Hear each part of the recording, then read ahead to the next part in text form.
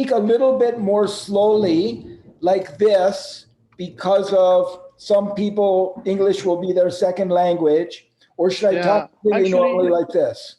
I don't know if we're going to have it, but actually this is so funny. This community is so funny that we have a colleague from Guatemala that he's very well in English, and he goes to YouTube and translates everything in real time. It's crazy. I don't know if he's going to be there, but I think today we're going to have most of people are English speakers. Okay. Well, my question is whether I should speak completely normally like this. Yeah, I may I speak think so. a bit fast, or saying the same thing just ever so slightly slower. No, I don't know what you guys think. Yeah, But I think slow. slightly slower. Just A little bit slower. Yeah, that's better. Okay, I don't know if I'll be able to see you when I'm talking. I think I probably will. So if I am speaking too quickly, give you hand signal. Awesome. Chicos. Hola, Pablo. Good morning. Pablo. Good afternoon.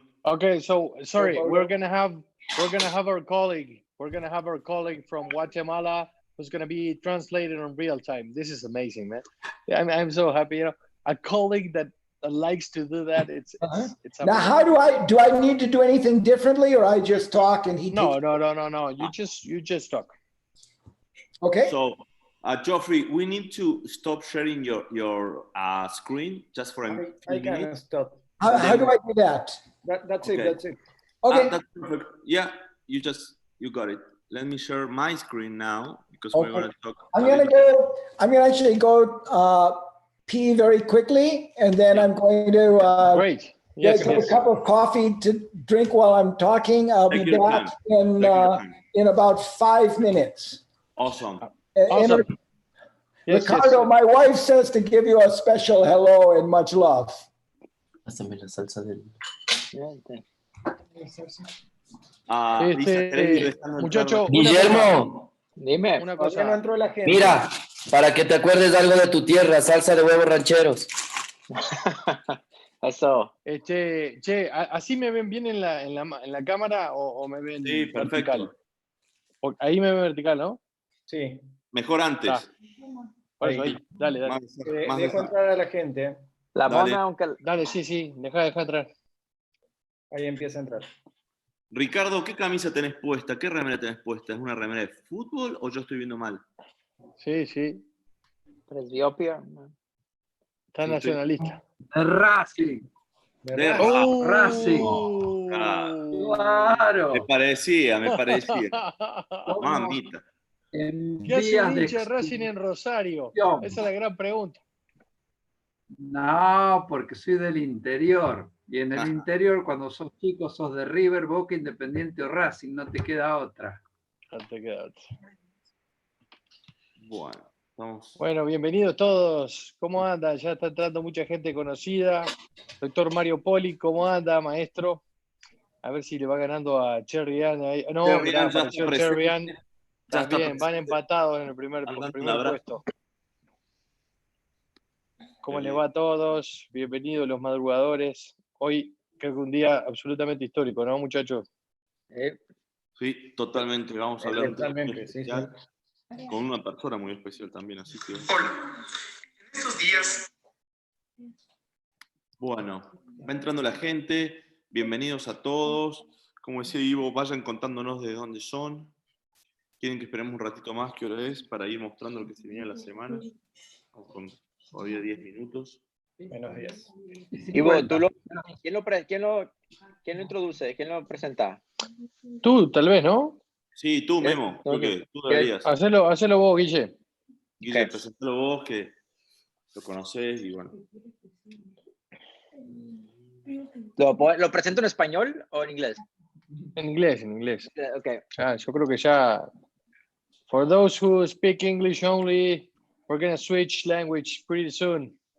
Un abrazo al doctor Mario Poli. ¿Cómo anda? No puedo ver. Bueno.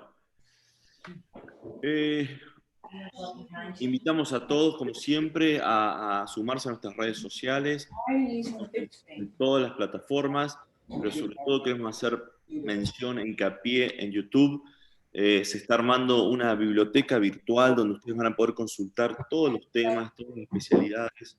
Ya somos casi 3.000 inscriptos, así que suscríbanse para que los vayan actualizando, les envíen mensajes de el nuevo contenido que vamos subiendo todos los días. Se va actualizando esta biblioteca, así que ahí tienen para ver horas y horas de contenido del más alto nivel académico.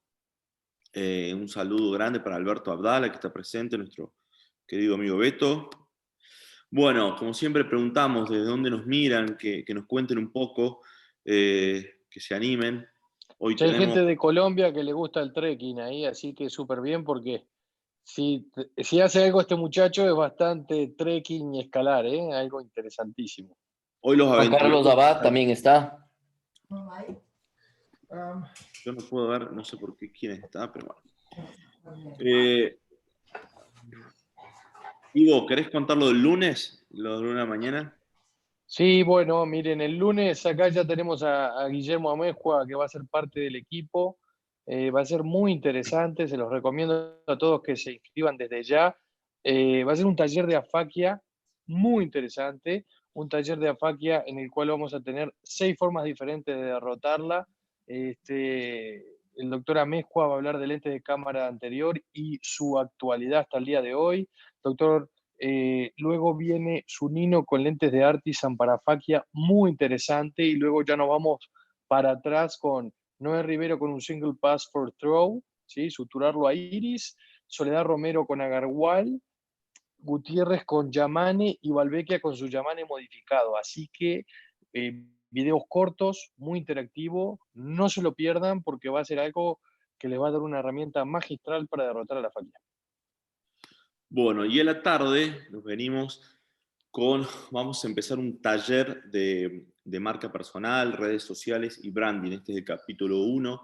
Nos va a acompañar Valentina Lozano, todos los conocemos. Esta latina está triunfando ahora en Canadá junto a el doctor Aykamed, es fellow de él, nos va a contar su experiencia en redes sociales, cómo están en las diferentes plataformas.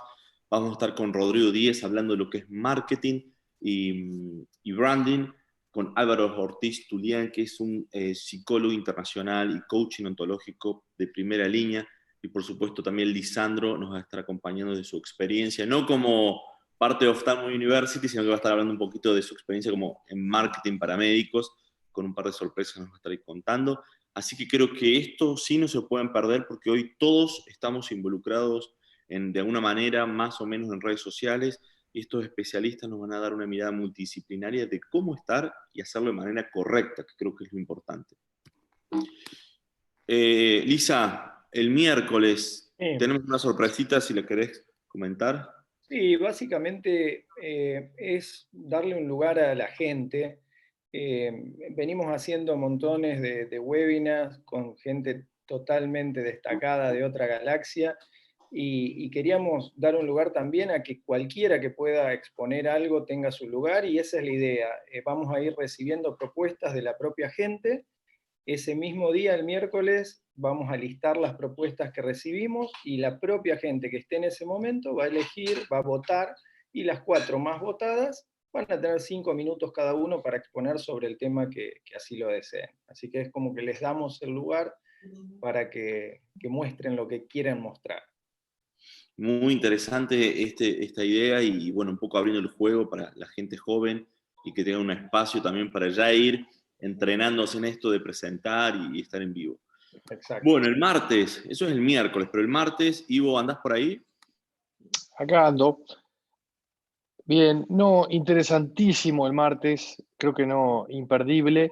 Vamos a tener a Opti, que es un grupo de hospitales en Latinoamérica, fusionado con Ayer Group, que es la cadena china y más grande de todo el mundo, ¿sí? En hospitales, sobre todo, obviamente, oftalmológicos, y nos van a hablar un poco de su experiencia, y creo que va a ser muy interesante entender qué está haciendo Ayer Group, que ya nos lleva ventaja, que viene con todo el tema de coronavirus de hace varios meses. Va a ser en inglés, va a ser un poquitito más tarde por el tema obviamente del horario de China, ¿sí? Que es al otro día a las 8 a.m., así que a las 7 p.m. México, 9 p.m. Argentina, Brasil, les recomiendo mucho que estén ahí, van a haber muy buenos tips, sobre todo el doctor Jonathan Lake, Takashi Ida y Sen Chu, que es el jefe de segmento anterior de Ayer Group. Así que les recomiendo, van a haber muchos tips. Bueno, y el viernes, por supuesto que estamos mostrando algunas de las cositas de la semana, porque la semana, como siempre, va a estar completa en ambos turnos, pero el viernes viene la gente de Glaucoma, con Juan Sampaolesi a la cabeza, el doctor Panichelli, Lascano, ordenando un poco esto, moderando. Vamos a hablar de gonioscopía, ¿sí? Con speakers de lujo de Gran Bretaña, de México, bueno, de Uruguay, un montón de lugares que van a estar haciendo de esto un webinar súper interesante, con muchas herramientas prácticas también, como siempre nos tienen acostumbrados la gente de Glaucoma, acá del equipo de Ophthalmology University. ¿Qué más? Bueno, lo sumamos a esto, que se prendan, hoy es sábado, estamos todos más tranquilos, se prendan con el hashtag En Casa con OU, aprovechemos a este maestro que tenemos y compartan en sus redes un poco lo que se viene. Ya estamos casi sobre el tiempo, un ratito más. Sí, yo destacarles a los que no tengan el inglés tan claro, va a estar el doctor Hernández de Guatemala, que ya es un integrante del equipo maestro, va a estar traduciendo todo a través de YouTube, por los que le queden algunas dudas, así que a todos los que no se sientan tan cómodos con el inglés, pueden irse a YouTube, ¿sí? Y un saludo especial al doctor Víctor Antonio Barrientos desde Tierra del Fuego, así que bien austral nos están viendo. Muy bien. Saludos. Sigan contándonos de dónde nos ven. Acá está Iván Basanta, como siempre, otro también que viene luchando ahí, peleando los primeros puestos de asistencia perfecta, nuestro querido amigo Iván, así que bienvenido. Si te parece, Ivo, Lisandro, ya podemos ir cambiando, ¿sí? Esto siempre un poco lo contamos, pero me parece que lo podemos dejar para el último, ya ir entrando con nuestro súper invitado del día de hoy, y que Guillermo le dé una introducción. Guille, ¿estás ahí? Sí, aquí estoy. Hold on. ¿Quieres que empiece? Estamos a... Sí, si quieres empieza en inglés, Guille. Yo simplemente decirle ya las últimas palabras en español, que creo que es un honor tener al doctor Jeffrey Tabin. El doctor Guillermo Mezcua fue tan gentil de conectarnos con él. Como ven, tiene un perfil muy y más que interesante. Viene de Stanford, pero también tiene un perfil muy interesante, y agradecerte, obviamente, Guillermo, por el nexo que nos hiciste con él. No, gracias, Ivo. Esto es, pues para Ophthalmology University, pues es un honor para todos nosotros que esté el doctor Tabin. Okay, I'm going to switch to English, and we're going to get started with our webinar. It is, in all honesty, with the greatest pleasure that I'm introducing Dr. Jeffrey Tabin. Dr. Jeffrey Tabin is one of my heroes in ophthalmology. I've been involved in cataract surgery for underserved areas since I was a first-year resident. And when Dr. Tabin came to the graduation of my senior class of residents at the University of Pittsburgh in 2009 and presented his work and his work that he's done as an ophthalmologist and as an athlete, I was just amazed. I then met him again during interviews for Cornea Fellowship, and recently met him again at Stanford while I was a visiting professor there. And what he has accomplished in this past 15 years, 20 years in the field of global ophthalmology and in his forces to eradicate blindness has just been amazing. Dr. Tabin started his medical school in one medical school. He'll share the story, and then switched to another medical school. I won't steal the thunder. Both pretty decent schools, and then went to Nepal and learned a little bit of hiking, and came back and decided to become an ophthalmologist. And since then he's been passionate about eradicating global blindness, and I think he's definitely doing something, because global blindness is decreasing in the areas of Nepal and now in Africa. So Jeffrey, thank you so much for accepting the invitation. It is a real honor for Ophthalmology University to have you. You're mute. Unmute yours. Thank you. Okay. Thank you. It's a great honor and privilege to be here. Hola, amigos and amigas. Unfortunately, my Spanish is not adequate to give this talk. I can tell you all to look to the left or look down and ask if you have pain, but I can't really tell funny stories. So I'll try to do my best over about the next, I would say, 45, 50 minutes. I'll share a little bit about my convoluted, wayward path through medicine that was just alluded to. And then about world blindness and where we stand in world blindness. Latin America is doing fairly well, except there are some definite pockets of underserved. And I'll talk about what we've been doing in Nepal and other places, how we've created a program. And then from there, I will go on to share with you some thoughts about what we can do in the future. It's kind of a crazy time now in this world of COVID with keeping people at a distance. And the effects actually in America have been fairly profound. All elective surgery has been canceled. And I'm sure it's similar where most of you are. And people are a little bit inconvenienced. They may be below the level where they can drive. But worldwide, we have people, they've stopped elective cataract surgery in India, in Nepal, in Africa, where people are totally blind. And the economic impact and the way the economic impact may play out on global blindness is also something I'm very concerned about. So I'll leave a little time at the end for questions, and then perhaps we can talk a little bit about how COVID is affecting everyone and how it's affecting the poor in your countries and blindness. Can you all see my screen? Do I need to do anything more to share my screen? Can you see my PowerPoint up? Again, as we were practicing. Okay. Yeah. In the bottom, it says share screen, and then you pick if it's a PowerPoint. Okay.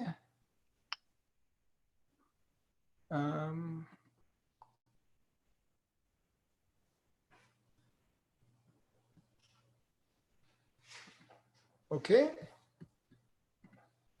Yep. Okay. Can you all see Excellent. that? Okay. So Perfect. I'm going to be talking. Now it's not advancing for me, unfortunately. So I have no financial disclosures, unfortunately. There's not a lot of industry support for global blindness, but I still do get some free equipment from a couple of companies.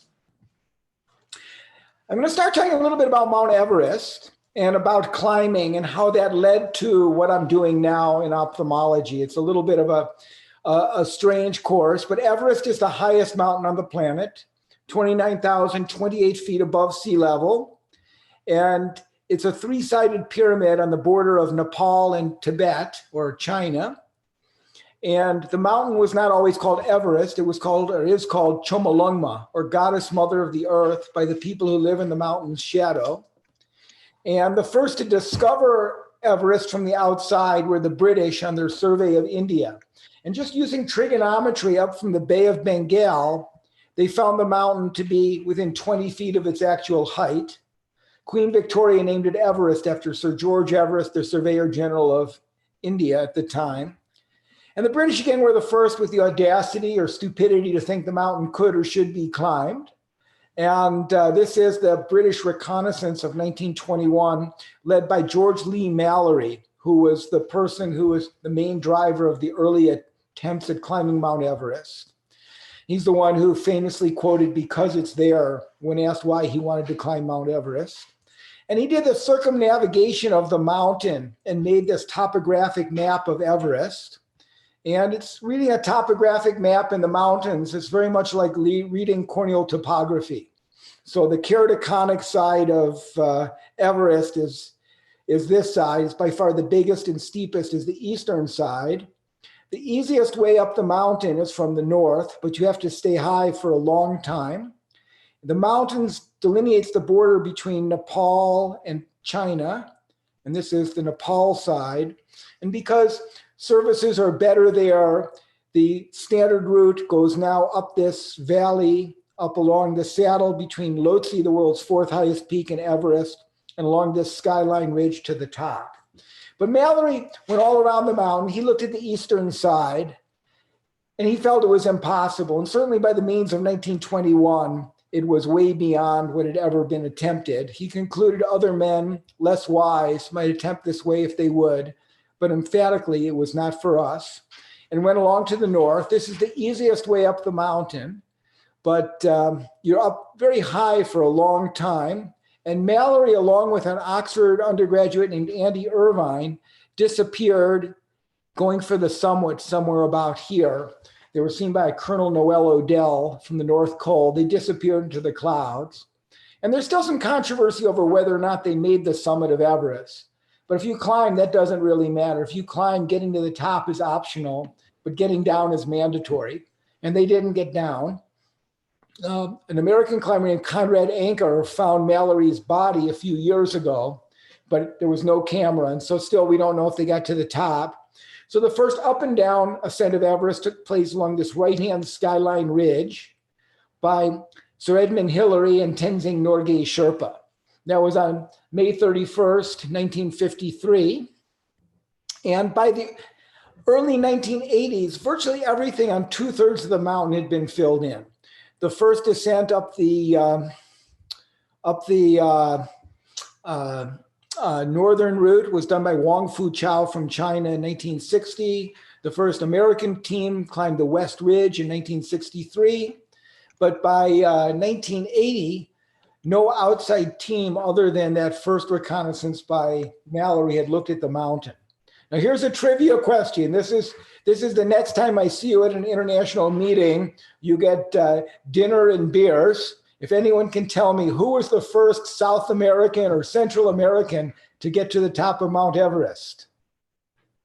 Anybody want to unmute and tell me the answer? I have no idea. No idea. Good question. No idea too. No idea. Carlos Carcillo from Mexico in What about the first 1989. The first female? The first female was a Japanese woman named Junko Tabei. And I'll get to the first American female because that's fairly close to me. Anyways, I was just a kid who liked to climb. I started in the mountains quite young with my father. I started skiing, climbing up mountains to ski down quite young. I started rock climbing quite young and became a very serious, at least in my mind, rock climber. And the idea of climbing a big mountain like Everest was never even on my radar. I just liked climbing. My only early goals were big walls. I went out when I was in university, climbed routes on El Capitan, Half Dome, the big walls in America, and started climbing moderate ice climbs, frozen waterfalls, and some moderate mountaineering. And then the thing that kind of changed my life, I graduated from Yale University, and I was given a scholarship for 2 years to look at comparative health systems and the philosophy behind healthcare delivery at Oxford University in England. And that left me already in England with the Alps close by, lots of rock climbing. But more importantly, Oxford had a term schedule where you had 8 weeks of term, then a 6-week break, 8 weeks of term, a 6-week break, 8 weeks of term, and a 3-month break. And my scholarship paid for 2 full years. So I basically had 28 weeks of paid climbing holiday a year for 2 years. But what was more, Oxford had these indigenous trust funds that were remnants of the time when Oxford students were supposed to civilize various aspects of the world. One was called the A.C. Irvine Grant for Oxford students to enjoy a strenuous holiday in mountains abroad.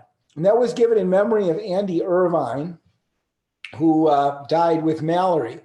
And so my partner and I, even though we weren't necessarily the best 21-year-old climbers in the world, we were the only ones with kind of big wall experience who were getting funded to go to bigger and bigger objectives. And it turned out that the more audacious of an objective you suggested, the more cash money they gave you. And we had some wild adventures, ended up climbing a lot of things. Now I'm putting a quick plug for South America. This is Patagonia. This is Chilean Patagonia and the Tour de Paine National Park. And then the highest mountain in South America, I think most of you know it's Cerro Aconcagua, the stone sentinel of Argentina. And this is getting to the top of the stone sentinel. And that's me on top of Aconcagua in Argentina. And I had continued climbing in a few kind of remote places. I had a couple of very stupid adventures. You know, it's similar in some ways to surgery in that good judgment comes from experience, but sometimes experience comes from bad judgment. And I had a lot of bad judgment and a couple close calls. And I ended up being invited to speak at the American Alpine Club, which is kind of like the American Academy of Ophthalmology for climbers. And some of the sort of premier climbers of America heard some of the stories I told. And one thing led to another. They invited me to climb with them. And then I got invited to go on a trip with really my heroes. It was fully funded by ABC Television in America and National Geographic magazine to try and make the first ascent of the east face of Mount Everest. And I should also add that I had a couple of things that happened. I matriculated at Harvard Medical School, and I was, at the time I was supposed to start, I was actually in prison in Indonesia for going into an illegal area and trying to climb a big rock wall in Irian Jaya, New Guinea. And I had a few things, but I ended up starting at Harvard Medical School, and they were extremely nice. They helped me make up the curriculum. And then towards the end of my first year of medical school, I got invited on this unbelievable opportunity to go to the east face of Mount Everest. And I applied for a leave of absence. And this is one of those sort of serendipitous things that really kind of changed my life. Was I got a phone call from a guy. He said, "Is this Jeff Tabin?" I said, "Yeah." He said, "You're an idiot." I said, "Excuse me?" He said, "You're a complete moron. I think you're probably the dumbest person ever accepted to this medical school." I said, "Who is this?" He goes, "My name is Professor Mike Weidman, and I'm an ophthalmologist, and I'm on your committee looking for leaves of absence from medical school. And there's no way, none, zero, less than that, young man, you would ever get a leave of absence to go climbing. But anybody with half the intelligence to get into this school should know that if you apply to do research, Harvard will give you credit. And I happen to be interested in the effects of high altitude on the retinal vasculature. And in specific, can we use high altitude retinal hemorrhaging as a prognosticator of high altitude cerebral edema? So let's forget about your climb and talk about our research project." So this was my research team. This is my lab. This is right here was me in 1983. We're not necessarily the absolute best 11 climbers in America in 1983, but it was an amazing cohesive team that all were going to try and climb this mountain from a side that people had previously said was absolutely impossible. We did get some data. This is not from that expedition. I've become sort of an expert in high altitude retinopathy. And I took a non-midriatic camera with me into base camp. I took a photograph of everybody's retina before the expedition, a photograph during the expedition, and a photograph after the expedition. So 3 sets of photographs and 3 months credited at Harvard Medical School. But we had to basically work out, this is about a vertical mile. This is 17,000 vertical feet. This is 22. And we had to basically work a route up this big, steep rock and ice face. And then we had to basically carry all of our own equipment up. We had no native support whatsoever. We were in Tibet. And at that time, there were no Sherpa climbers who could have climbed on the technical terrain. And it was a fantastic team effort. We had 9 out of 9 climbers all go above 25,000 feet without supplemental oxygen for my research. And I pushed myself absolutely as hard as I could. I was the youngest, the least experienced, and arguably the weakest on the team. We got up quite high, and we had 2 days window of very good weather. And 6 of my teammates made the summit. This is Lou Reichard on the summit. And I was on a 3rd summit attempt, and the storm came in, and we had to turn around about 1,500 feet from the top. And we had a very difficult, harrowing descent, but everyone made it down. but I was feeling a little bit weak, and I didn't feel like I was certain, what would have happened had the weather been really good. I came back, I finished medical school. I had interests in physiology. I did a lot of research in high altitude physiology, and I actually began my training in orthopedic surgery. My mentor, Mike Weidman from Ophthalmology, had really encouraged me to go into ophthalmology, but I was very interested in sports medicine, sports physiology. And I did an internship and 2 years of orthopedic surgery and was continuing to rock climb a lot. When I got invited to come back to Everest, this time as the team doctor with the team that was funded to get the first American woman to the top. And we had 4 very strong American women. And we also had a full comport of Sherpa support staff. And we followed the more standard route up through the Khumbu Icefall. It's relatively easier climbing, but it's a little bit insecure because things can shift up through the icefall, through the glaciers, up the face between Lhotse, the world's 4th highest peak, and Everest, which would be out of the picture in that direction. And I went with the second American woman to climb Mount Everest. Stacy Allison climbed and reached the summit on September 29th. And then on October 2nd, I went with Peggy Luce, Nimatashi Sherpa, and Nimatashi Sherpa, and Fudorji Sherpa. And we went, and it's a fantastic route. This is the exact same picture. I don't know if some of you have seen pictures of the big traffic jam on Everest a couple of years ago. But this is what it looked like when I went. At that time, the government of Nepal was only giving permits for 1 team per side per year. And so we were the only ones on the mountain.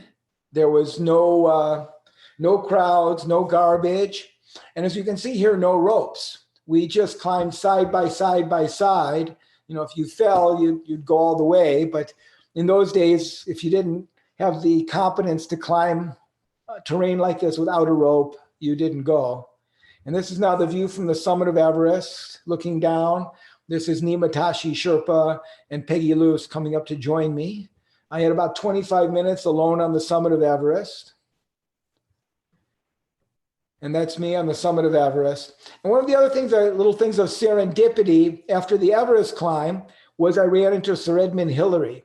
And I'd known Hillary a little bit from our East Face trip and from a couple of meetings. And he's one of my heroes, not so much just for his climbing and exploration, but for he's given back and given to the people of Nepal. And he built schools, he built hospitals. And as I was walking out, he said that he was really desperate to have a doctor at one of the hospitals he built at a little hill village called Faplu. And so I had this decision of go back to America and start back into orthopedic surgery, or do I step back and work at a hospital in Nepal? So I was working in Nepal as a general doctor, and it was very frustrating. A lot of the things would have been so easy to care for if I were in the West with all the sort of modern equipment I was used to, but I was unable to help a lot of people. And it was really frustrating to have children come in very dehydrated, horrible diarrhea, emaciated. I'd rehydrate them, give them IVs, antibiotics. But 2 weeks later, the same child would come back just as sick. And I watched people die from things that were so easy to care for in the West. And I was just on the cusp of applying to come back to try and do a doctorate in public health when I had a Dutch team come in, led by a doctor named Jan Koch, and do cataract surgery. And in our village, it was just accepted that your hair turns white, your eye turns white, and then you die. And people get frustrated, depressed, they can't help their family. Another name for a blind person in Nepal is a mouth with no hands. And when you're in a subsistence farming community, a mouth with no hands is a huge burden to the family. And I watched this Dutch team come in, do cataract surgery with IOLs, and it was the craziest thing. It was this miracle I'd never seen. People just blossom back to life. And I went to Kathmandu. This was 1989. I went to Kathmandu and I said, who's doing modern cataract surgery here? And it was no one. there were 6 ophthalmologists in the country, all of them just doing intracapsular cataract surgery. I thought, wow, this is something I could do. This is a place we could make a difference. I could start a training program for eye surgery here. And I had all these kind of ideas and fantasies. And I came back to the States and I called my old professor, Dr. Weidman, and I said, you were right, I was wrong. I should have gone to ophthalmology. And he said, well, you know, I just got off the phone with one of my former residents who's now chairman of the program at Brown. They're lacking one resident for next year. And so I came back to the States in May, and July 1st, I started my ophthalmology residency. Then the next thing is, you know, the problem is overwhelming. You know, you're doing an ophthalmology residency, but the numbers worldwide, we have 39 million people who are blind. And 90% of those live in the developing world. And there are 285 million people with severe visual impairment whose vision is, 660 or worse. And you look at the number of people who are blind and visually impaired, 85% of those in the developing world could have been prevented or could now be treated and cured. In high-income countries, and we have mostly end-stage retinal and optic nerve disease. Age-related macular degeneration is America's leading cause of blindness. But worldwide, it's cataract, uncorrected refractive error, and then corneal opacity. And when you look at the burden of blindness, the impact on society, it's the 6th leading cause of detriment to the economy, ahead of malaria, TB, road traffic accidents. It cost the world economy $4,300 billion last year in loss of productivity. And of any intervention that we can do, the most effective of anything, including vaccines, is vitamin A supplementation to children. But for any direct intervention, and QALY stands for quality adjusted life years, for quality adjusted life years, nothing comes close to cataract surgery. The other thing that gets lost in the conversation is in the truly poor areas, it takes someone out of the workforce to care for the blind person. And often, unfortunately, that's a child. And this is a child who will never go to school because he has to lead his father around by a stick. And so blindness really perpetuates poverty in the poor places of the world. But in turn, poverty really magnifies the suffering of being blind. In the United States, we have a lot of services and help for blind people. But if you're in a village in the hills of Nepal and you can't walk to the toilet, you can't get water for yourself, and it's really a horrible fate to be blind. The other thing that gets lost in the conversation is that once you go blind, your life expectancy decreases. There's about 1/3 the life expectancy once you go blind. And for blind children, so an adult who's 70 in Nepal might be expected to live to be 79 if they're healthy, whereas a blind person will die in 2 to 3 years. And for children, the fate is even worse. Now, as you'll hear, the leading cause of blindness in children is still nutritional. And so the children who go blind are the ones who have vitamin A deficiency. They're also the same people who have total caloric deficiency, the same people who have protein deficiency. They're the people who are susceptible to pneumonia, to tuberculosis, to diarrheal disease killing them. But if you take that same malnourished group, the blind children die at a much, much higher rate than sighted children. So again, as I said, we don't have that much blindness in the United States. In most of the big cities in Latin America, you guys are doing great. Most of the blindness is due to posterior segment disease. Most of it's unavoidable. And macular degeneration is the leading cause. But worldwide, the leading cause of decreased vision is refractive error. There's so many children in Asia in particular who are lost to the workforce because of refractive error and lost to school. So many adults who become presbyopic in Africa and can no longer do their jobs. Then the next leading cause of blindness, cataract, is completely reversible. Glaucoma, can be prevented. Trachoma can be easily prevented.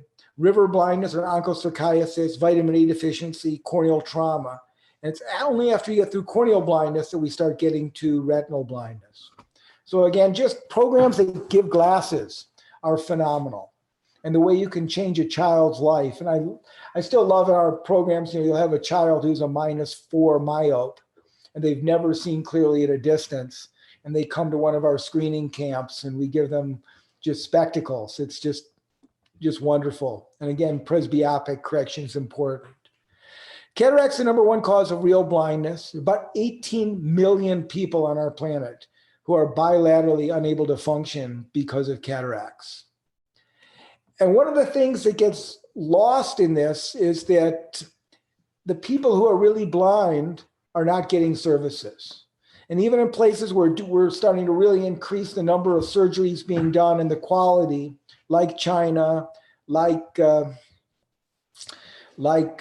India, the people who are really blind are cocooned by those who can pay. And that 18 million number are people who are, 2,400 or worse. If you start operating at 2,200, all of a sudden it's about 60 million people.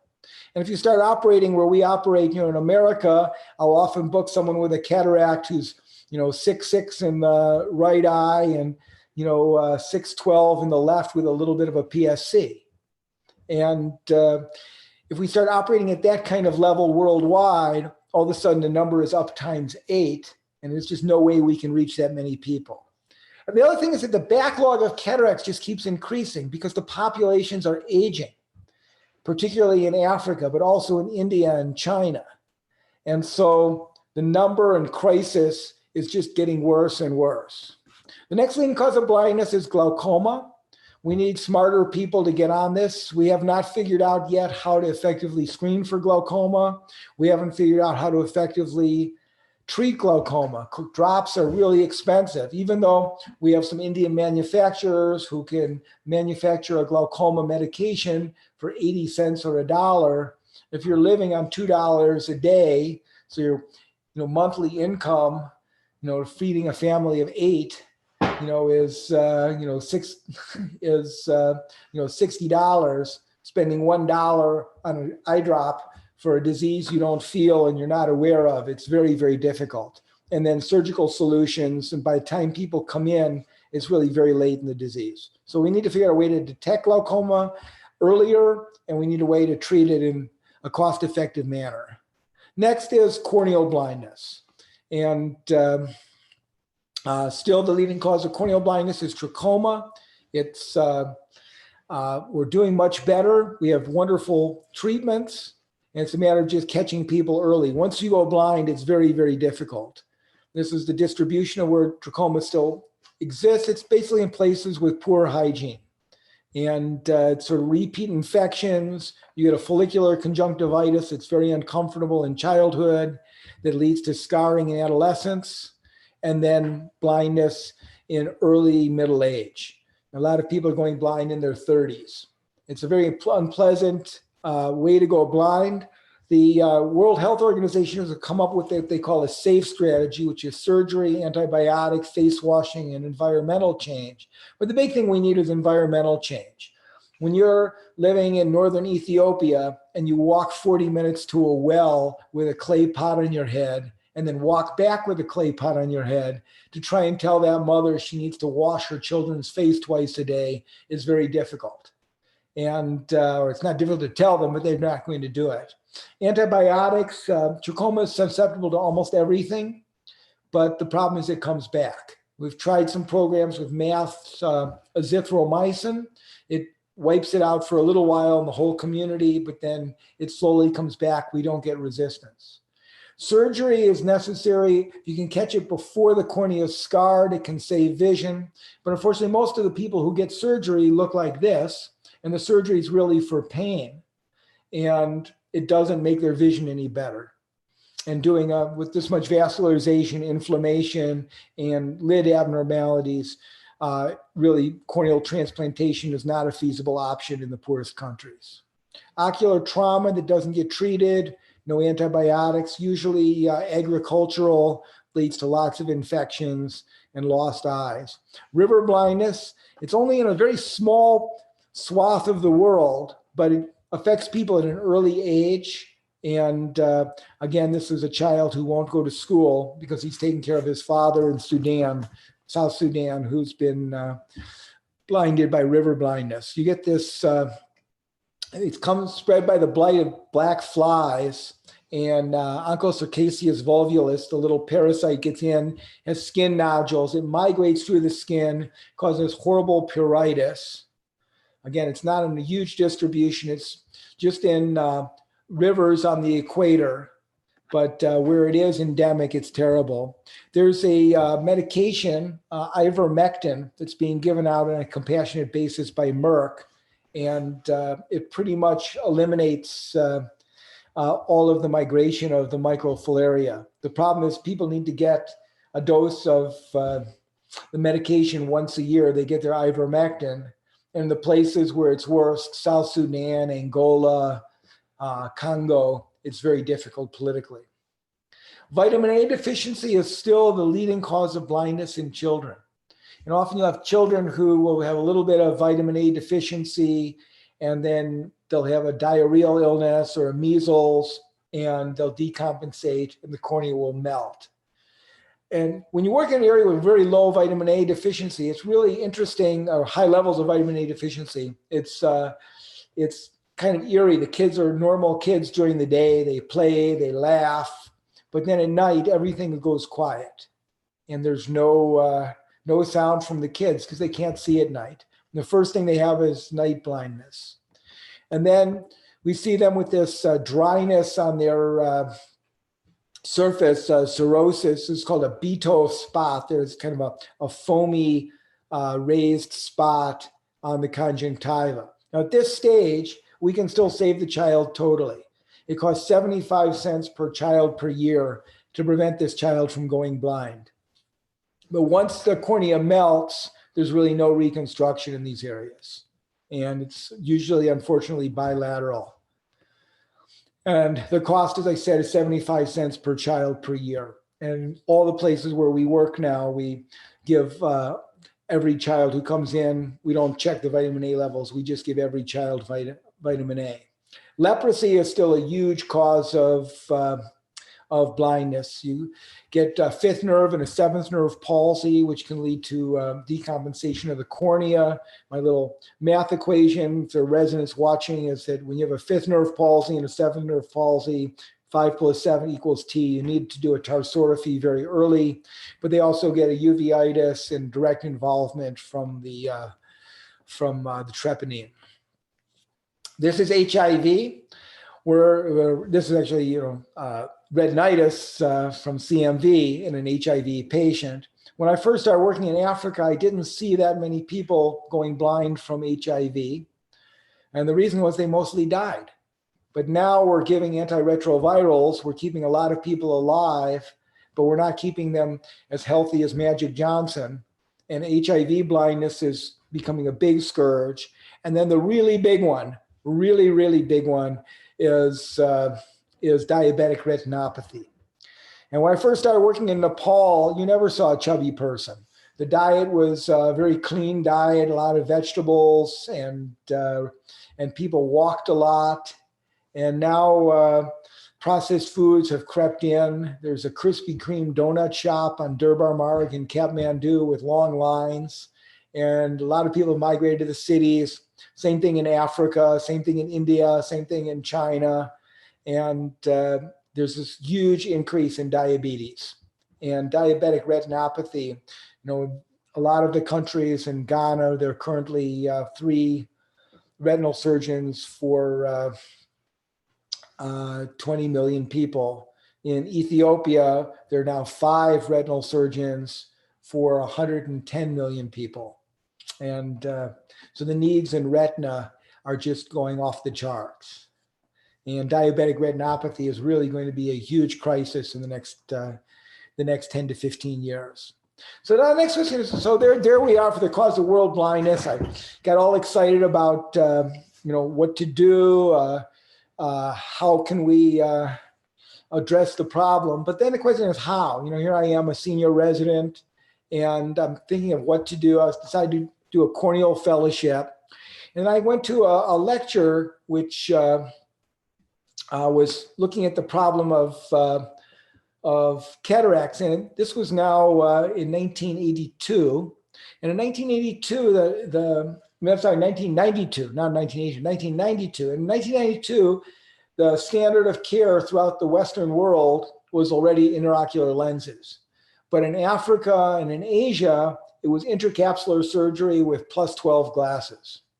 And you did the surgery with loupes. People could do it relatively fast, but the results, caused a huge amount of astigmatism. People didn't get individual refractions, and the results were pretty terrible. And I was at a meeting at the American Academy of Ophthalmology. They're discussing what to do for cataract blindness. And people were saying, well, we need to figure out how to get less expensive loupes and Von Graefe knives and +12 glasses to the developing world. And this Australian man stood up and went, bullshit! There's a kind of silence, because at ophthalmology meetings, people usually don't, certainly American ophthalmology meetings, I don't know about South America, but North America, I'd never heard anyone speak like that. And the chairman was the person at the time was the president of the National Eye Institute. And he said to him, Carl, you wouldn't have that surgery. You wouldn't let your mother have that surgery. I don't want to deal with shits like you. And he stormed out. And I said, well, who was that? And they said, oh, that was Professor Fred Hollows. He's kind of a crazy guy from Australia. So I started communicating with him. And he was also at the time the only Western ophthalmologist who really was advocating teaching. And that rather than most of the models of United States programs were with the sort of missionary model where the great American surgeon comes in, cures, and then leaves. And Fred Hollows was saying, you really need to teach local people. And so I stayed in touch with him. He also had the genius, along with Sandik Ruid, who I'll be talking about, who was doing a fellowship with Fred at the time. He had the genius to have the idea of building an intraocular lens factory to bring the costs down in the developing world. And in 1990, the least expensive intraocular lens on the world market was about $200. So that made it totally prohibitive for the developing world. And when I finished my residency, I went and did my fellowship in Australia under Hugh Taylor, who was the chair in Melbourne and a corneal and cataract surgeon. And during the end of my fellowship, he sent me over to Nepal to work with Dr. Ruid. And I thought I might have something to teach him, but I was absolutely blown away. He was already in the process of developing the most amazing system in Nepal, where no one does anything that anyone with lesser skills can do. And Sandik grew up about as poor as you can be in a little hill village, no electricity, no running water, in the far northeast of Nepal at about 13,000 feet, about 4,200 meters.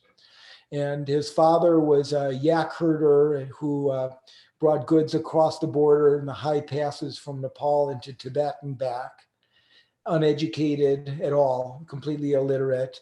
And from that background, he ended up winning a full scholarship to some of the best schools in India. He trained at King George Medical College in Lucknow, and then the All India Institute of Medical Sciences in Delhi.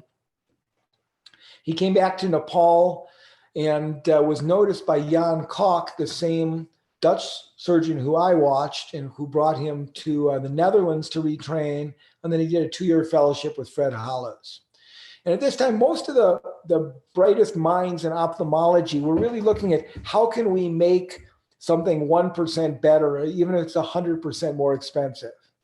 Sandik Ruid was this brilliant mind looking at how can I bring the same best quality to the poorest of the poor in Nepal at a cost that's affordable. And I went and joined him on a outreach cataract mission. And we walked for 4 days to get to a very remote place in Mustang in the western Nepal. And unlike having Sherpa teammates, these were our teammates. This is a woman who can barely see after her aphakic surgery with aphakic glasses, leading her blind sister for 4 days to come to our camp. We were just looking for mature cataracts with a good pupillary reaction. Again, you can see these aphakic glasses on some of the patients. And Rui had already developed a system of copious face washing and betadine sterilization, bringing the infection rate down to a very acceptable level, even in these very remote areas. And for 3 days, we worked side by side, all on these mature cataracts. And we did 224 cataract surgeries in 3 days, which seemed like a large number at the time. But it's less impressive to me when you get the breakdown that Dr. Rui did 201 while I did 23. And what was more, I had to call him over to my table to help me about 10 times because, in my residency fellowship, I just hadn't been operating on these black and Morgagnian cataracts one after the other. And these are the intraocular lenses that really kind of changed the whole landscape of developing world ophthalmology. They started being manufactured in 1994 at the Tilganga Institute of Ophthalmology in Nepal with a cost of about $4. And that instantly just changed the whole economics of cataract surgery for the developing world. And the results were just crazy. It was like this incredible joy. It's hard to describe. I mean, the patient, but also their whole family. And I said, wow, this is the most amazing thing I've seen. Dr. Rui, I want to work with you. And when I finished my fellowship, I moved to Nepal. I spent a few months in Kathmandu learning his techniques, his methods. And again, it was a method where no one does anything that anyone with lesser skills can do. So you're always working up to your highest level. And this was my local hospital, the Golcha Eye Hospital in Bharatnagar during rush hour. And when I came back to the States, we formed the Himalayan Cataract Project to try and eradicate preventable and curable blindness through high quality care, but also education and establishing a world-class infrastructure. And the whole focus was really on teaching and teaching at all levels. We started training young doctors to do better cataract surgery, taking our best young cataract surgeons, sending them to Australia or England for fellowships. And then once we had all the subspecialties, we started a full world-class residency program. But also we started a program, there was a 1-year program after nursing school for ophthalmic nurses, a 3-year program after 12th grade for ophthalmic technicians, and a 6-month program after 8th grade for ophthalmic assistants. And we began trying to figure out ways to reach the unreached because you don't really have doctors in the hills. So we started developing primary eye care centers that were staffed by these 3-year trained people and doing outreach and screening camps and referring to regional eye hospitals and then having really a training center of excellence in Kathmandu. And this is a very short video showing you technique and what we do and how we do relatively high volume surgery. I'll show about 6 minutes of it. It's a 9-minute video that shows 3 complete cases. And this is a technique Dr. Rui developed. The incision was first published by an Israeli ophthalmologist named Michael Blumenthal. And it's a self-sealing tunnel. You tunnel into sort of mid-thickness in the sclera into clear cornea, and you fan it out so it's wider at the internal lip than the external lip. And now the entire material cost for everything you see in this surgery, including the blades, the viscoelastic, preoperative antibiotic, the betadine, dilating drops, and all the postoperative drops, intracameral moxifloxacin, and everything is $11 in kits from Oralab from Aravind Eye Hospital in India. So making a large capsulorhexis, and then we'll use just hydrostatic force. I'm just irrigate and just using water forces, just using hydrostatic forces to irrigate the nucleus out of the bag and into the anterior chamber. The wound is opened, so it's larger on the internal lip than the external lip. And the reason there's these little timers just to show what's happening to do high volume surgery. So now the nucleus has been irrigated into the anterior chamber, And we're going to irrigate it. This is an irrigating vectus and bring the nucleus out. But what you can see is 1 minute and 50 seconds from the start of the surgery to having the nucleus out. But you can see in this little box, there's a next patient already positioned on the table. This is using just mechanical IA with a Simcoe cannula. There's a little syringe on the other side of the cannula, just a 2-bore cannula. One is irrigation, and the other is suction from a syringe. In about 2 minutes and 30 seconds, we'll have the cataract completely out. But on the back table, you can see this patient's getting a final betadine prep, a draping out the eyelashes, and they'll be getting their final prep to be all ready for surgery. The nurses are bringing in a new sterile set of instruments. These are these $4 intraocular lenses. Lenses now in the bag. About 2 minutes and 50 seconds. Removing the viscoelastic. Using a little bit of cautery to close the conjunctiva over the wound. As you can see, the drape is already on the back table. And so just barely over 3 minutes for the surgery. But the thing that's really important is it's really a flow process where everyone's screened. We have people who are doing the biometry, doing the double checks, the timeouts. So the surgeon doesn't even change gloves. We just wipe down with absolute alcohol. And the turnover time between cases is less than 10 seconds. And with this flow, surgeons can fairly comfortably do as many as 100 cases in a day.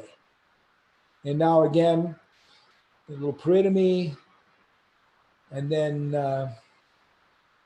doing the tunnel incision. You need to be about half thickness in the sclera and tunnel into the anterior chamber. In this case, we use a little bit of vision blue because it's hard to see the capsule.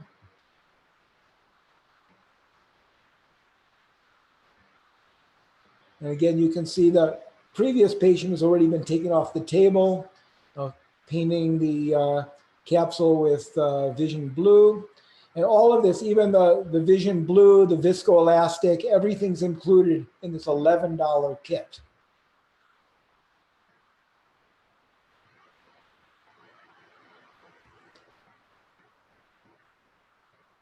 And going in. Again, you need to do a very large capsulorhexis, much larger than you would with phaco.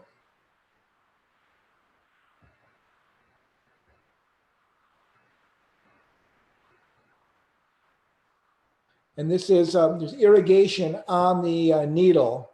So it's attached to a syringe. So irrigating with the syringe, not a lot of change in instruments, and irrigating it into the anterior chamber. And again, less than 2 minutes after the start of surgery, it's a little bit of viscoelastic. And then the irrigating vectus. And the lens is out. And this is now showing what's going on in the room. There's two sets of scrub nurses, one circulator, and then there's an entire team. The patients are getting a block prior to coming into the room. They're getting well dilated, and it's really a whole team effort. You can see the next patient being prepared on the next table. And so we've been able to really increase the skills and output of the physicians. And people would say this was now in the early 2000s. Yeah, you're doing fast surgery in Nepal, Jeff, but what is the quality? So we did a prospective randomized trial looking at this sutureless extracapsular surgery in Nepal versus state-of-the-art phaco. We did my own version of the Iron Chef. I don't know if you have that TV show in South America, but it's a TV show where the chefs get a secret ingredient and then they have to create a meal. And the American challenger was David Chang, and the secret ingredient was the absolute cataract. And Dr. Chang, we had the AMO recreate his operating room in Los Gatos, California, at a monastery in Nepal. And Dr. Ruid was doing the $12 surgery, and Dr. Chang was doing the $2,000 surgery. And the biggest differences were in the cost and in the speed. Dr. Ruig was 3 to 4 times faster.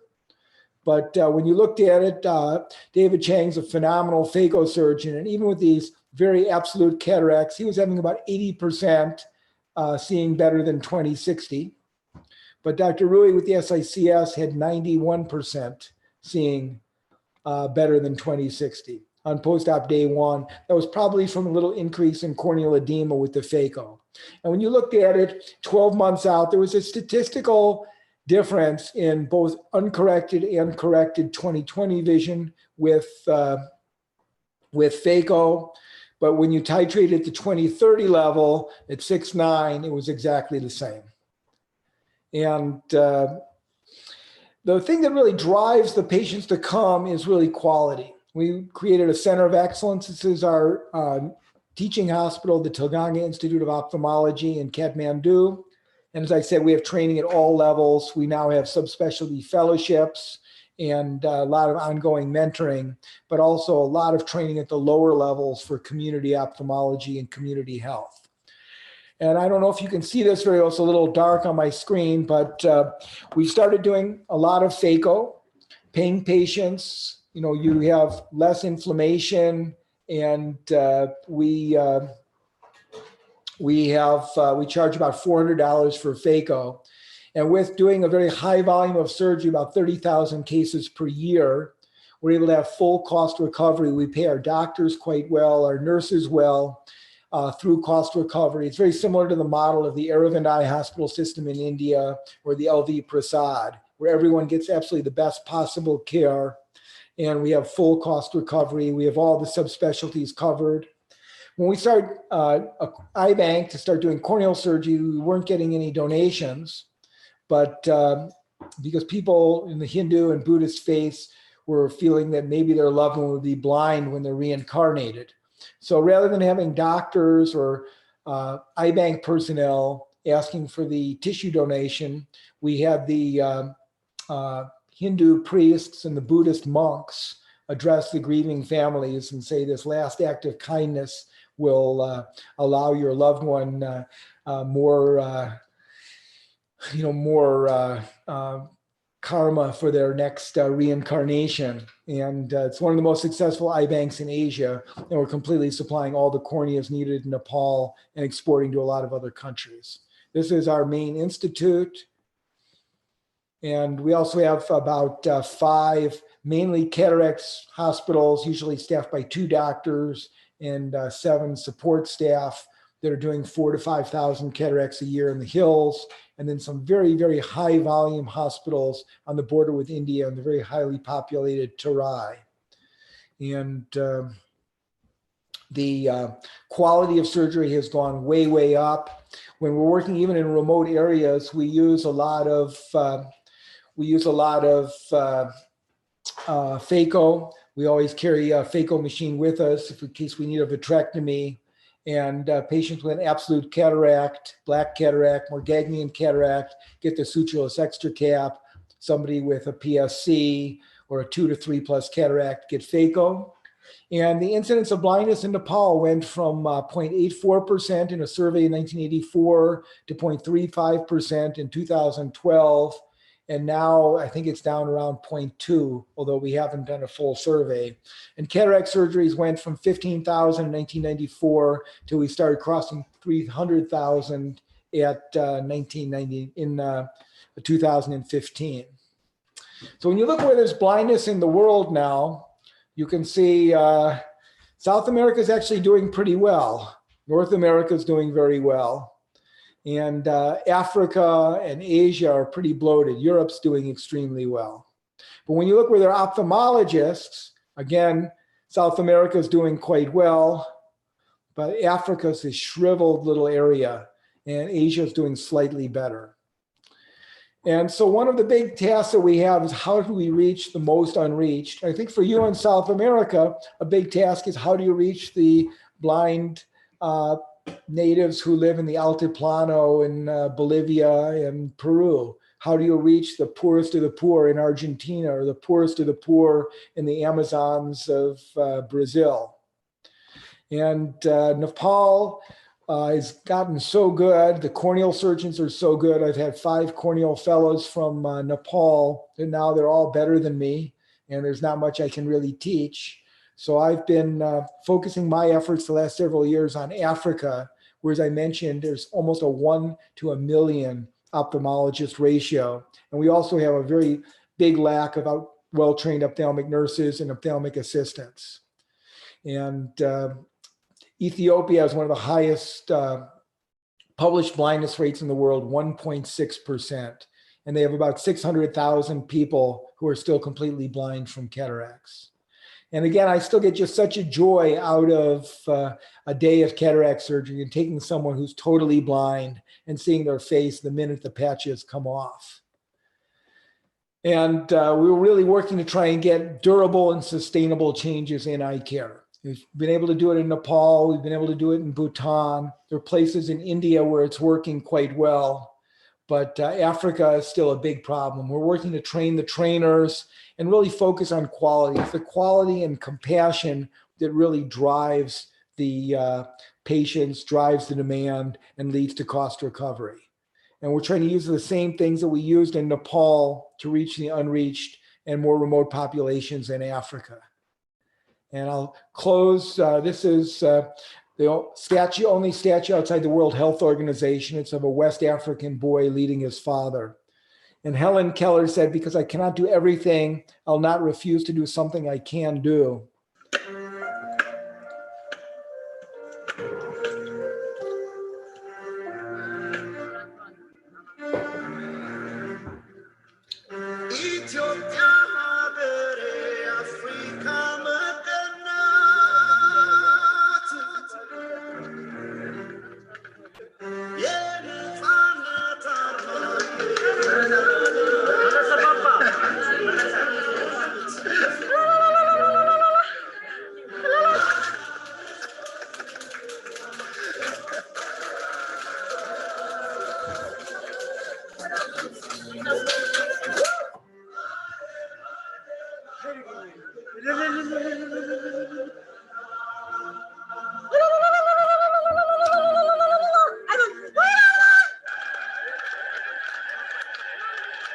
I still get such a thrill out of first days post-op at these high volume cataract programs.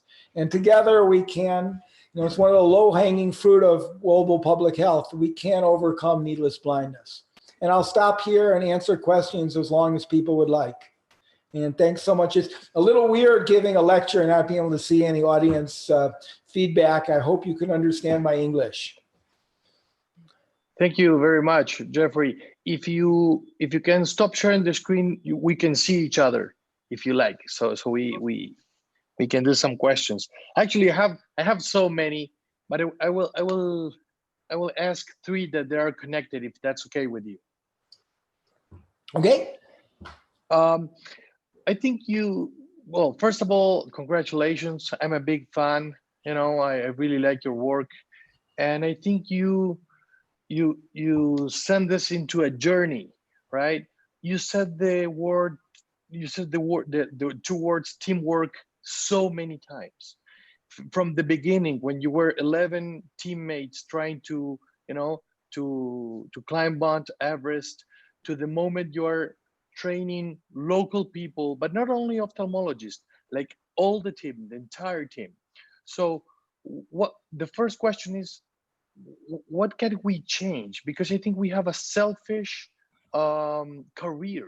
We are always competing between each other. I think you have a different perspective since you first came to see the reality in different parts of the world. That's the first question, because that's what we want to do in Ophthalmo University. The second thing is, when you go to a disease, you're not only talking about the surgery. You're talking about the epidemiology behind it. You're talking about the surgery itself, but also about efficiency and cost. And it's so hard sometimes for us to talk about cost and efficiency. We never talk about these things. So I think, who is the one who can actually go after preventable blindness? Is it us? Is it other organizations? Because I don't think they're doing a pretty good job. You know, blindness is still rising, and how much should we be involved and know about epidemiology and talk about costs? Because I think we don't do that. And the third one, it's a personal one, that it's what drives you. Because I have to be honest, you could be in your comfort zone in Stanford, having, you know, this relaxed life. Instead, you are in Nepal helping people with low income, and I think that's so powerful for us. It gives us a strength to move forward and go after preventable blindness. I have a last one. Sorry, but um, I said 3 years ago that I did wanted to climb Mount Everest. My wife thinks I'm completely crazy and that I have no chance. But would you recommend me? I still have that dream. Do you think that's impossible as the title of this talk? Or can I train a lot for the next 5 years and do it? Well, it's a lot of questions. Please tell him that, Sorry, I will not ask anymore. Sorry. Tell him that he's crazy. Okay, well, let me a psychiatrist, Ivo. let me start at the beginning. Teamwork, I think, has always been a really big part of my life. You know, I played team sports as a kid. When you're rock climbing, you're in a very intimate team effort with your partner. And, you know, in terms of being able to do a lot of these big things, it really requires a really great and efficient team. And it's one thing that's actually getting a little bit separated. I don't know how many American ophthalmologists are on the call, but there are so many different requirements, regulations. The team feeling of the nurse to doctor almost is lost a little bit. Sometimes you have I'll be finishing a surgery and just about to inject my lens, and I'll have a medical student lean over to see what I'm doing, and they'll barely touch my right shoulder as I'm about to inject the lens, and they go, "Dr. Taven, you're contaminated. Change your gown and gloves." And having a patient who is unable to function, having a lot of problems, and they will have inadvertently eaten 3 hours before the surgery, and the anesthesia will say, "We're canceling your case." And everyone has their own little fiefdom that they're ensuring their quality, but they're not working as a team with the idea of what is the best for the patient. In America, we have trained RNs who go through, top-level nursing schools, but they can't put it in an eye drop unless a doctor gives an order. And then they put in the eye drop, and they have to waste a huge amount of time on the computer documenting exactly what time they gave the eye drop. In Nepal, we don't have even our ophthalmic assistants putting in nurses. We have more or less lay people who we train to put in the eye drops. And we have this whole line of people who are going to be getting surgery, and all of them get the same eye drop. In America, we put one eye drop in and we throw away the bottle. In Nepal, the nurse goes down the line, or not the nurse, the eye drop person goes down the line putting in the drops. We have 3 timeouts now at Stanford before I do surgery of which eye, which IOL, and confirming everything. In Nepal, we have one person whose job is quality control. They check all the biometry, they check the lenses, they make sure the patient has the lenses, they hand the patient the lens, and they do those checks so that the surgeon can just focus on doing surgery, the nurse can just focus on doing things only a nurse can do, and everybody works up to their highest level. And how you create that team, we have this incredible, really team atmosphere in JULA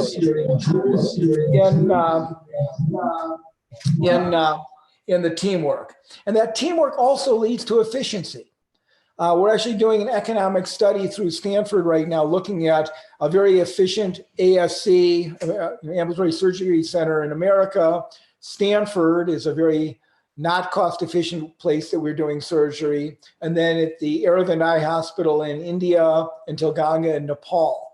And we're trying to factor out things like the increase in doctor's salary, the increase in cost per medication, and trying to factor that out and seeing how the efficiency and the way we do things in Asia, what we can learn from it and reverse engineer to bring down some of the costs in America.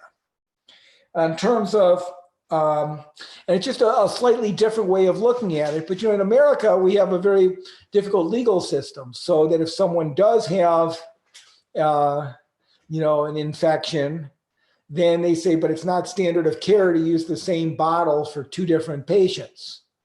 And so we're sort of trying to figure out where we can go with that. In terms of what one can do, there's so much. Now, I've really dedicated my career. I went into ophthalmology with the idea of doing something for global medicine. So because of that, it's really the focus of my career, which not everyone is going to be able to do. A lot of people have loans from school, they have children, there's a certain income you want to make, but there's a huge difference you can make because there are so many people, and to just mentor one surgeon in a poorer area, to mentor one surgeon in a country you like, that you like to go to and go every year, help pay the cost for them to come visit you at your center, maybe have them for the World Congress of Ophthalmology or the AAO or a great meeting in your country, and really sort of work one-on-one to help develop the skills and really mentor a young ophthalmologist in a poorer country. And there's so much need for that. It's almost unlimited. And to go and work with them, the key thing is to bring things up. Then in terms of countries, even in a country like Mexico, where you have absolutely phenomenal surgeons and great state-of-the-art care in the cities, there are some places in the poorer and more remote areas where people still aren't getting great care. Haiti is the only country, I think, in the Western Hemisphere that's really a disaster and needs the kind of care that we're doing for Asia and India, but still there are pockets. And how do you reach those more remote areas? And maybe to be able to support and help support with a group of doctors a clinic in a remote, relatively poor area. And even the poorest of the poor pay a little bit for spectacles. They pay a little bit for medication. So there is some cost recovery, and get a good optometrist or ophthalmic nurse to staff a clinic. And then when they have 40 or 50 patients who are blind from cataracts, then come in with the team. If they have emergencies, bring them in before they go blind. So those are 2 very simple ways that somebody who's not doing this full time can become involved and have maybe your whole, ophthalmology group adopt one small area. And I find it's best when people go back to the same place over and over again. And so to, say that I really, love West Africa. I'd love to have a doctor from Liberia and more or less become their mentor. And then the last, next to last thing in terms of what drives me, I don't know. When I was mainly climbing and kind of a climbing bum, I had my little pat answers that when I get up high, I can feel the wind go through the holes in my head. And that usually would get me through. But I've always kind of been attracted to kind of big goals and big challenges. When you're climbing a rock like El Capitan, you start at the bottom. And if you're thinking about getting to the top, there's no way you can go. But if you just focus on getting that first foothold, getting that next handhold, one step at a time, and to be completely immersed and focused on it. Same thing with the east face of Mount Everest. And then world blindness is the same thing. It's such an overwhelming challenge, but I get such satisfaction from coming back and seeing a resident I worked with in Ethiopia last year doing 30 beautiful cataracts in a day.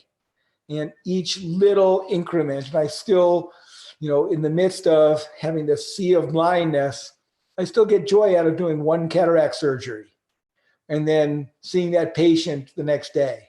So I'm not sure where that comes from. Now, in terms of you climbing Mount Everest, it takes some skills and takes some time. So I'm sure, I don't want to embarrass you, Ivo, but how young are you now? I'm almost 40. Okay, so you're almost 40, and it takes skills. So yes, you could climb Mount Everest, but it would require, a few hours a day of training for a few years. Now, the question is with a wife and family. So I was fortunate in that I was kind of pre-tired. A lot of people work hard when they're young and then they retire. I was pre-tired. So I spent 3 years mainly climbing, and I had those 2 years at Oxford where I mainly climbed. And it really takes, to do it safely and to do it where you feel like you really climbed the mountain, it takes effort. So the question is, the trade-off. I had my first baby when I was 39. So those sort of conflicts, I still climbed after I had my babies, but I didn't go away from my family for 2 months at a time. Dr. Joffrey, here's a question from the audience. How can we get involved in Himalayan Cataract Project? Well, our website is www.cureblindness.org. So www.cureblindness.org, and please send your CV. We have lots and lots of need for people, mainly for teaching. Especially subspecialists, especially at this point, retina, oculoplastics, but really all of the subspecialties. It all depends how much time you want to spend. As I was saying to Ivo a few seconds ago, if you're looking, what can I do with 1 or 2 weeks a year? My personal opinion is that if you're going to take 1 or 2 weeks a year, then going back to the same person, and we can very easily link you up with a perfect, mentee. Now we have some people, I know Dan Reinstein, who spoke to you recently about epithelium and taught you about half of what you need to know about epithelium probably. But I know he's on the phone or on this call. Now he's helping us in a big way with refractive surgery. And he's taking refractive fellows. He's trained our 2 refractive surgeons in Nepal. He's doing the same for us in Africa. But that's a big financial burden for him to actually take on bringing a fellow, have them stay with him in London and train them. But it all depends on how much time you have. For someone who wants to spend a year, we have a great global ophthalmology fellowship for young ophthalmologists, and that's through Stanford University. We have and lots of places where I can help get you together, or I can help talk to you about in your country where the needs are. One of the other people on this call is my close friend, Ricardo Goni, who right when I was first developing my relationship with Dr. Ruit, came over to learn sutureless extracapsular surgery with Dr. Ruit in Nepal. And we went on a couple of remote eye camps together. And then he's brought a lot of what he learned in Nepal to the poor of Rosario, Argentina. So there's a lot you can do, depending on what there is in your location. And one of the other things I'm looking to do a little more of, I used to be at the University of Utah, and we have a big problem with the Native American health in America. And we have sort of a similar blindness rate on the Navajo Nation as you'll have in African countries. And so we've been working to try and establish a program for our Native American Navajo Nation. There's a question that, do you have any experience with RAB or RAGS surveys? And you can repeat again the webpage so we can write down in the chat, please. So the website is www.cureblindness, cureblindness.org. And yeah, we've had quite a bit of experience with RAB survey. RAB is a rapid assessment of avoidable blindness.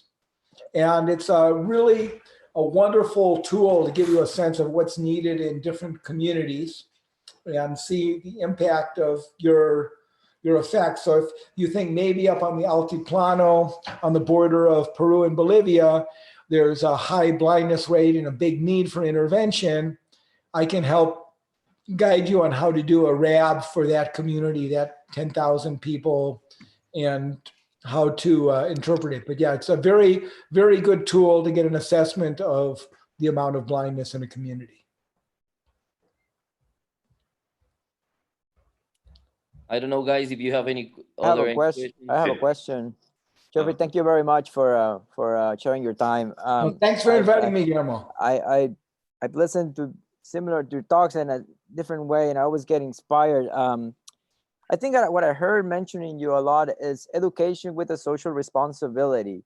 And this is something that I see from your group, and I've seen it in person of my multiple trips to LB Prasad, where the graduates either join the institution or go in a private practice, but it still remain very involved in the community. They learn how to do a small incision cataract surgery, they offer in their practice. And I think in Latin America, I think that's something that that's a very good way for us to tackle global blindness. You know, we can have a successful private practice, but we could also dedicate a couple of weeks of a year to do that. And I hope that your lecture inspires a lot of people to do that. And second is your rates of endophthalmitis, your rates of your safety, you clearly prove that you are doing as good as we're doing here. What do you think about practicing green medicine in the United States now in times of COVID, when we saw that we waste so much? And do you think now it's a good time in the United States to start doing, you know, IRB projects to demonstrate that there's a lot of things that we're doing that are not necessary in a formal way, that we can prove the legal part of the environment, that we can continue? Yeah, I don't know. We're trying to do it. We can talk maybe this week. I can send you the protocol of what we're doing, because we have a grant and we're actually doing exactly that at Stanford. Oh, great. We started before the COVID. I don't know how the COVID is going to affect things. There are some things we do in Africa and Asia that I don't do in America. You know, we wash everyone's face and then use betadine on the eye the night before surgery. We cut the eyelashes in places where people are particularly poor hygiene. There's not a lot of water. Then we put antibiotic ointment on the lashes, and we put an antibiotic drop in the eye. Then the morning of surgery, they get 4 drops of moxifloxacin eye drop or chloramphenicol eye drop. And then we give them a full betadine prep when they get their block. Then they get another full betadine prep just prior to coming to the room. Then they get a betadine prep on the table. Then at the end of the surgery, I inject moxifloxacin. I do subconjunctival antibiotic and steroid. And we put a drop of betadine in the eye. Okay. And, you know, that's people in America, you know, I wouldn't put betadine in the eye at the end of the case because it gives a bit of a red eye the next day. You know, I don't do subconjunctival antibiotics because people don't like a subconjunctival hemorrhage, which we get, you know, a few cases. But that's what's allowed us to bring the endophthalmitis rate down to more or less the same level. And the reason I asked this question is because recently read the paper, I don't know if you were part of it, from Arabin. They show that for, you know, for per case in the United States, about 3.6 kilograms of trash versus 78 grams at Arabin with the same results. I mean, that's absolutely. Yeah. Well, thank you very much. Geoff, I have one more question. First of all, I want to say thank you. Definitely, this was one of the most inspiring and moving talk that we ever had in Ophthalmology University. And one of the topics that we love to speak, it's about legacy. What do you think about your legacy in the future? You know, I don't really think about it that much. I try to do the best I can every day. And, you know, having people who I think having, you know, I really appreciate the mentors who I had through the years, Hugh Taylor, Al Summer, all of my teachers in my residency. You Fred Hollows, all of my mentors, and I try to be a good mentee. And if I can have a few young American, I've got some great young American surgeons I'm so proud of, who are such fantastic surgeons now, who are really taking it to the next level. And the same thing, some of my friend, partner, mentee, young surgeons in Africa and Asia. And I think my legacy will be the people who I've mentored, who go on to do much more than I was able to do. Thank you, Jeff. It was an amazing talk. I don't know, guys, if you wanna. There's a very good questions here. I don't know, Guillermo, go ahead. No, I was going to say there's many good questions on the Q&A and on the chat that we should at least cover some of them before we close. There's a question that's, who do you think was your most inspiring person to do what you do? Try to change the face of global blindness. Well, I think that probably the person who's done the most and who's just was amazing was Govindappa Venkataswamy, who started the Aravind Eye Hospitals. And then also Dr. Nag Rao from LV Prasad, and then my partner, elder brother, Sandak Ruit. And when you start working with them or sharing with them experiences, or when you met them, how was this meeting? Well, Dr. Venkataswamy, I really didn't get to know that well. He was already quite senior, and I mainly know him from reading about him and other people who knew him well. But I had the chance to meet with him and speak with him a few times, and what he created and where, what he set out to do really has very, very much inspired me. Nag Rao, I met early on in my training, and he had been a corneal surgeon in Rochester, New York, who moved to Hyderabad, India to start the LV Prasad Eye Center. And the way he really focused on excellence and coming into an area where the quality was a little bit lower and really bringing that level of excellence, and his compassion for everyone. And then when I finished my fellowship, as I mentioned, I got sent by Hugh Taylor, who has been an amazing mentor for me. He's probably the premier scientist who has been working to overcome trachoma and then also onchocerciasis, but just an amazing man on so many fronts who really mentored and encouraged me. And he sent me to work with Dr. Ruit, and it's been an amazing ride. I've been mainly kind of hanging on his coattails. He's kind of the genius, and I'm the fat boy who plays because I bring the ball. But it's been, but so many people have inspired me. People, I often, when I work in a small village in Africa, and I'll see the children, and I sort of wonder where I would come from. I was very fortunate. Both of my parents were university professors, and I grew up in kind of an academic sort of situation, and learning was encouraged. And I didn't go to bed hungry, and so it, I get inspired by so many people, and the people who've come from very difficult circumstances to achieve a whole lot.